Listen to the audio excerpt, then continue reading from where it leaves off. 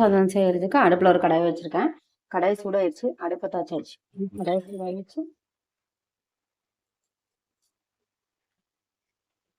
நான் ரெண்டு ரெண்டு ஸ்பூன் கல்லெண்ணெய் ஊற்றிருக்கேன். ஒரு ஸ்பூன் கடுகு,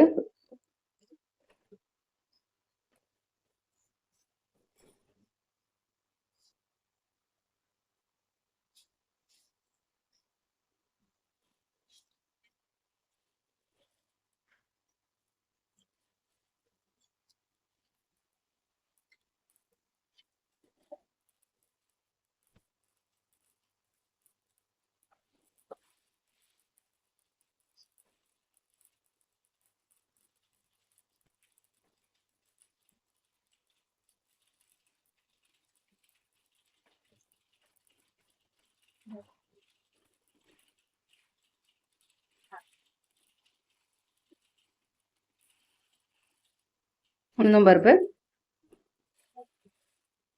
கடலைப்பருப்பு ஒரு ஸ்பூன்,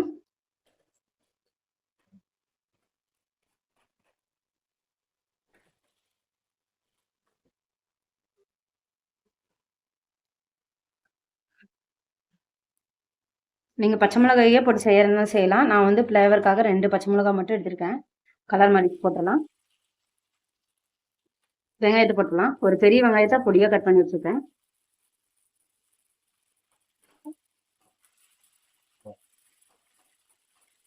நான் லைட்டாக கீரி மட்டும் போட்டிருக்கேன். ரொம்ப பெருசாலாம் கீரல, லைட்டாக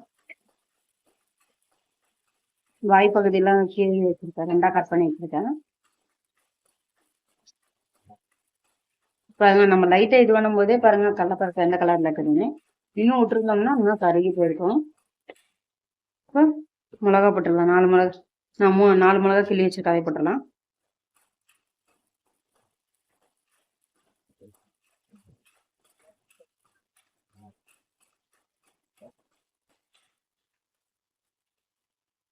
ரெண்டு பல்லு பூண்டு, சின்ன துண்டு இஞ்சி இடிச்சு வச்சிருக்க அதை போட்டுடலாம்.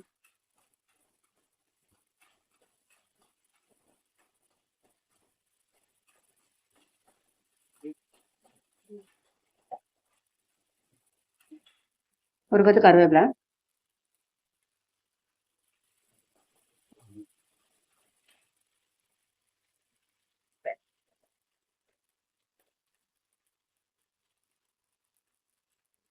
மஞ்சள் 1 ஸ்பூன்,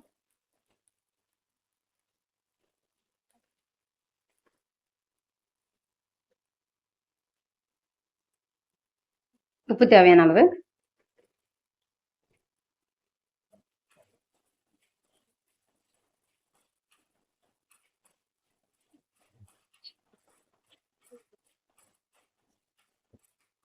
இதுல எலுமிச்சம்பழம் ஊத்தாமையே சும்மா சாப்பாடு போட்டு கலர்னா கூட சூப்பரா இருக்கும். அந்த அளவுக்கு மனம் நல்லா இருக்கு. போட்டாச்சு. உடனே நம்ம எடுத்து வச்சுக்கிற நான் 3 லெமன் புழிஞ்சு வச்சிருக்கேன் எங்க சாப்பாட்டுக்கு. உங்களுக்கு எவ்வளவு வேணுமோ அவ்வளவுக்கு ஊத்திக்கோங்க.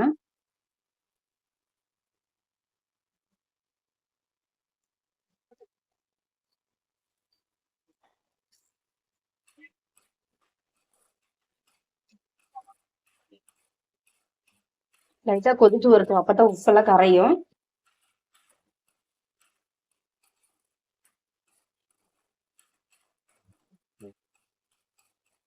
நான் பெரிய வெங்காயம் தான் போட்டிருக்கேன். ஆனால் சின்ன வெங்காயம் போட்டா இன்னும் டேஸ்ட் நல்லா இருக்கும்.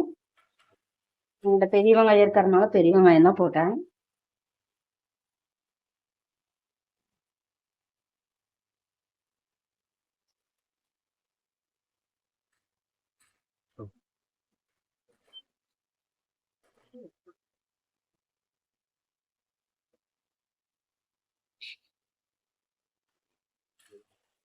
எதுக்கு நம்ம கொதி விடுறோம்னா, லைட்டா நம்ம போட்டுக்கிற உப்பெல்லாம் வந்து நல்லா கரைஞ்சு வரணும். அதுக்காக தான் கொதி விடுறோம்.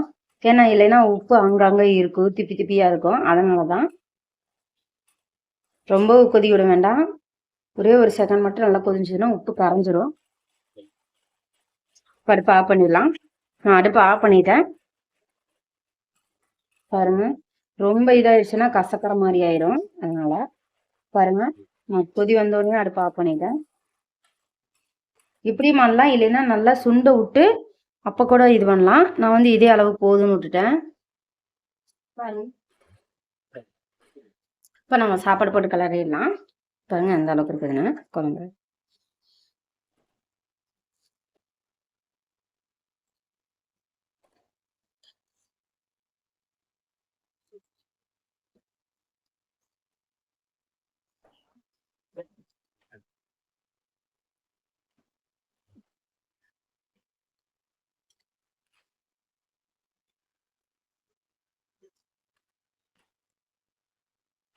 போதும் கிளறி பார்க்கலாம்.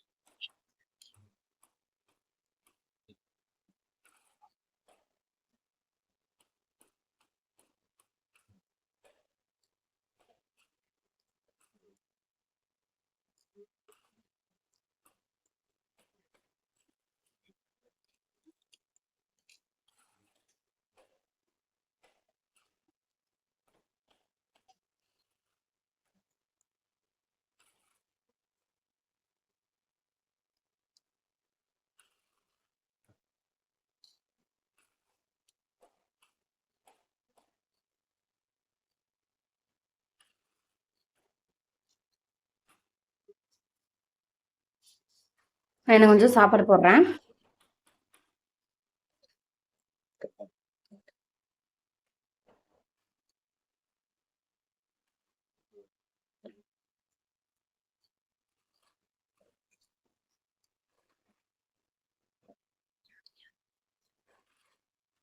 போதும், அதிகமாக போட்டாலும் இதாகும்.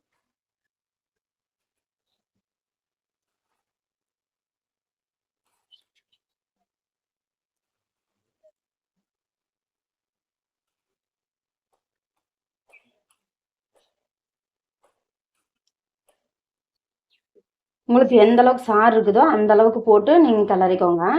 நான் வந்து எனக்கு இருக்கிறனால ரொம்ப புளிப்பான காய் இது, அதனால தான் நான் சாப்பாடு போட்டு கிளறேன். உங்களுக்கு பார்த்துட்டு கிளறிக்கோங்க.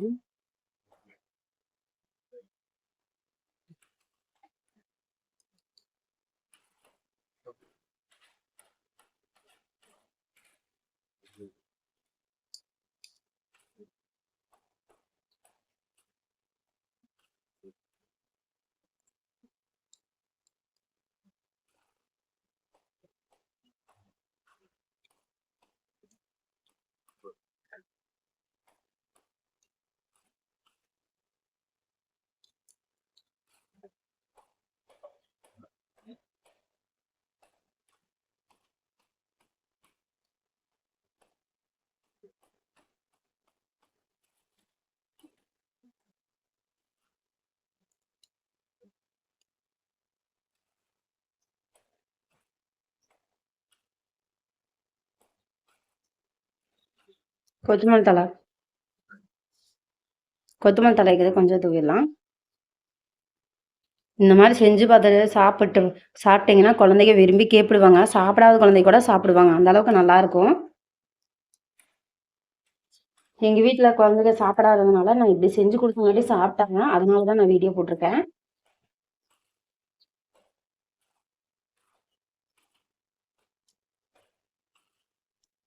பாருங்க, வெள்ளை சாப்பாடு எங்கேயுமே இல்லை, அளவாக இருக்குது பாருங்க. நீங்களும் இப்படி இது போல் செஞ்சு பார்த்துட்டு எப்படின்னு சொல்லி லைக் பண்ணுங்கள், ஷேர் பண்ணுங்கள், சப்ஸ்கிரைப் பண்ணுங்கள், கூட இருக்கிற பெல் பட்டனை கிளிக் பண்ணுங்கள்.